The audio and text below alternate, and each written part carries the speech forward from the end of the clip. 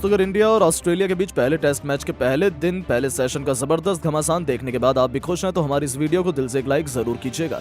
आज की वीडियो का लाइक टारगेट केवल 400 लाइक का है, तो दोस्तों वीडियो को लाइक करना बिल्कुल भी ना भूलें। दोस्तों, पर्थ के मैदान पर नहीं खुला यशस्वी का खाता, कंगारुओं ने अपनी गेंदबाजी से मचा दिया तहलका। तब कमाल जब लाजवाब राहुल का गर्जा बल्ला, तो अपनी खूंखार बल्लेबाजी के दम पर टीम इंडिया ने करी ऐसी तगड़ी वापसी, सेशन में ही दिखा दिया ऑस्ट्रेलियाई गेंदबाजों को दिन में तारे, पहुंचा दिया टीम इंडिया को इतने बड़े स्कोर तक। देख रह गया हर कोई हक्का बक्का। तो इंडिया और ऑस्ट्रेलिया के बीच पहले टेस्ट मैच की अब तक की पूरी रोमांचक हाईलाइट का पूरा वीडियो हम आपको दिखाएंगे, लेकिन उससे पहले यदि आपको भी लगता है टीम इंडिया ये पहला टेस्ट मैच जीते तो अपनी राय नीचे कमेंट करके जरूर बताइएगा। दोस्तों, आखिरकार लंबे इंतजार के बाद वो पल आ गया जब पर्थ के ऑप्टस स्टेडियम में बॉर्डर गावस्कर ट्रॉफी के पहले टेस्ट मैच के लिए इंडिया और ऑस्ट्रेलिया एक दूसरे के आमने सामने मैदान में ऐतिहासिक घमासान करने के लिए उतर चुकी थी। पूरा स्टेडियम इस मैच का गवाह बनने के लिए खचाखच भरा हुआ था। हजारों फैंस की मौजूदगी में जब टॉस के लिए सिक्का उछाला गया तब टॉस के बॉस बने भारतीय कप्तान जसप्रीत बुमराह और टॉस जीतकर उन्होंने पहले ऑस्ट्रेलिया की धरती पर बल्लेबाजी करने का फैसला किया और प्लेइंग 11 का ऐलान हुआ। तब भारत के लिए आज नीतीश कुमार रेड्डी और हर्षित राणा को डेब्यू करने का मौका मिला और भारत की प्लेइंग 11 में भी कई बड़े बड़े बदलाव हमें देखने को मिले, जहां देवदत्त पडिक्कल को भी टीम में शामिल किया गया और युवा जोश से शराबोर टीम इंडिया तैयार थी रचने को पर्थ के मैदान पर नया इतिहास, जहां दिलों को जोश में भर देने वाले दोनों देशों के नेशनल एंथम के बाद टीम इंडिया को विस्फोटक शुरुआत दिलाने कमाल लाजवाब राहुल के साथ यशस्वी जायसवाल की तूफानी जोड़ी मैदान में उतरी थी, जिनके कंधों पर पहली बार ऑस्ट्रेलिया में अपनी बैटिंग से सबको प्रभावित करने और भारत को एक अच्छी शुरुआत दिलाने की बड़ी जिम्मेदारी थी। उनके सामने पहले ओवर में गेंदबाजी से आग उगलने आए थे मिचेल स्टार्क, लेकिन दोस्तों इस बार शायद किस्मत इंडिया पर मेहरबान थी। जी हां दोस्तों, क्योंकि मैच की पहली गेंद स्टार्क ने ज्यादा स्विंग करने के चक्कर में इतनी वाइड फेंकी कि वो यशस्वी के साथ साथ विकेटकीपर को भी छकाते हुए सीधा चौके के लिए चली गई और टीम इंडिया को मुफ्त में लाजवाब गेंदबाजी का नमूना दिखाया। उनकी तीसरी गेंद यशस्वी के बल्ले का बाहरी किनारा भी ले गई थी। हालांकि यशस्वी खुशकिस्मत थे कि वो गेंद स्लिप तक नहीं पहुंची, लेकिन स्टार्क ने दिखा दिया कि वो बल्लेबाजों को रन बनाने तो बिल्कुल भी नहीं देंगे।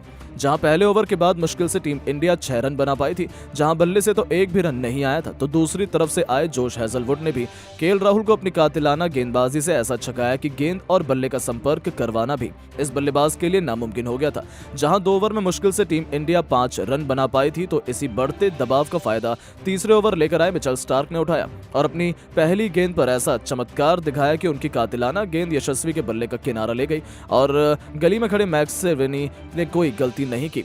जहां ऑस्ट्रेलिया में पहली चुनौती में तो यशस्वी बुरी तरीके से फ्लॉप साबित हुए और 8 गेंदें खेलकर बिना खाता खोले इस खिलाड़ी को पवेलियन लौटना पड़ा और टीम इंडिया की तूफानी शुरुआत की उम्मीद पर तो स्टार्क ने पहले ही पानी फेर दिया। उनके आउट होने के बाद अब देवदत्त पडिक्कल को मैदान में मोर्चा संभालने के लिए भेजा गया था, लेकिन स्टार्क की गेंद का सामना कर पाना उनके बस की बात कहां थी।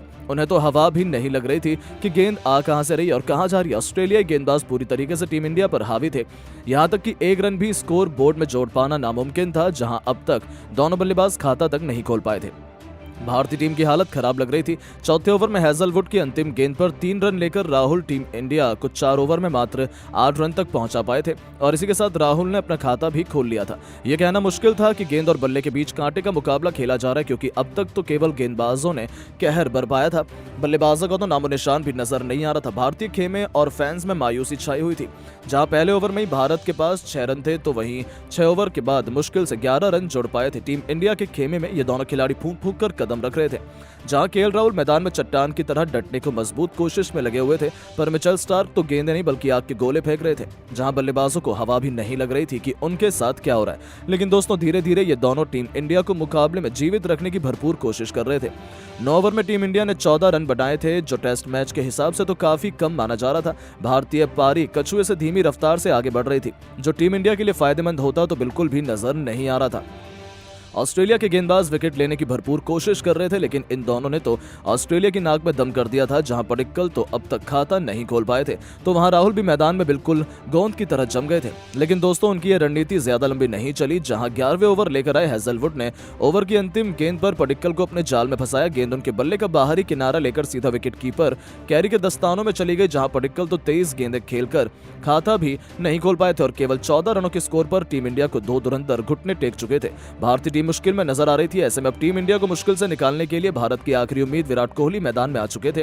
तभी 12वां ओवर लेकर आए पैट कमिंस ने एक बाउंसर करने की कोशिश की, लेकिन किस्मत राहुल पर मेहरबान थी और गेंद राहुल के बल्ले का बाहरी किनारा लेकर चौके के लिए चली गई और इसी के साथ टीम इंडिया को अपनी पहली बाउंड्री भी मिली।